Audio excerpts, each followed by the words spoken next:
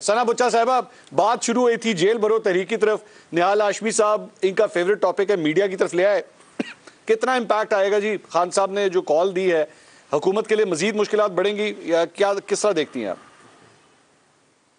मैं आपके सवाल के जवाब से पहले अगर एक बात कर लूँ तो देखें, वो जेल की जो इस्तिलाह है ना वो बहुत कंफ्यूजिंग हो गई है। मतलब मुझे ये समझ नहीं आता, जेल जाने वाला नेल्सन मंडेला होता है, उसके बाद जो जेल में होता है वो कहता है जेल मेरा कंगन है।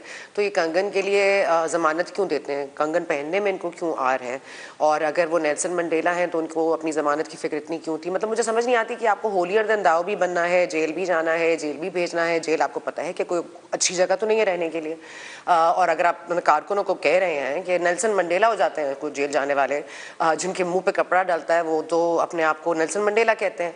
तो मेरा ये ख्याल है कि जो दर्द हमारे दिल में जागता है सबके लिए, वो उनके लिए क्यों नहीं जागता जो अरसे से सालों से प्रेस क्लब में आके बैठ जाते हैं और अपने मिसिंग पर्सनस के बारे में पूछते हैं, उनके ऊपर हमारी नज़र क्यों नहीं जाती? अगर हमें इतनी तकलीफ हो गई कि फवाद चौधरी साहब की बेगम साहिबा अपने 2 बच्चियों को लेकर हाथ उनका पकड़ के खड़ी हैं, तो हमारी नज़र वहाँ क्यों नहीं जाती जहाँ अरसे से एक बूढ़ी माँ, अरसे से एक छोटी बच्ची, एक छोटा बच्चा, मतलब कितने अरसे से बैठे हैं प्रेस क्लब में, 40-40 दिन की भूख हड़तालें हुई हैं इस मुल्क में, हमने तो कभी नजर नहीं डाली।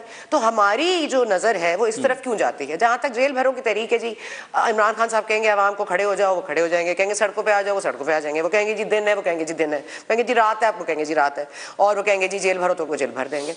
कोई जेल अच्छी जगह नहीं है जाने की, और कोई नेल्सन मंडेला नहीं बनता जेल जाने से, माजरत के साथ। और ना ही फवाद चौधरी साहब, और मुझे तो बहुत तशवीश है कि कल फवाद चौधरी साहब काशिफ अब्बासी साहब के प्रोग्राम में कह रहे थे कि हमारे दौर में कब हुआ ऐसा? हमारे दौर में तो कभी किसी को पकड़ धकड़ नहीं हुई, हमने तो कभी किसी को सियासी पॉइंट स्कोरिंग के लिए नहीं गिरफ्तार किया, हमने तो कोई इंतकामी कार्रवाई नहीं की। मतलब मुझे तशवीश है कि हमें पता करना चाहिए, सबसे पहले इंक्वायरी की जाए कि फवाद चौधरी के सर पे कोई चोट तो नहीं लगी थी, उनको कोई तशद्दुद में हो सकता है अमनीशिया उससे हो गया हो, याददाश्त भी चली जाती है कभी कभार।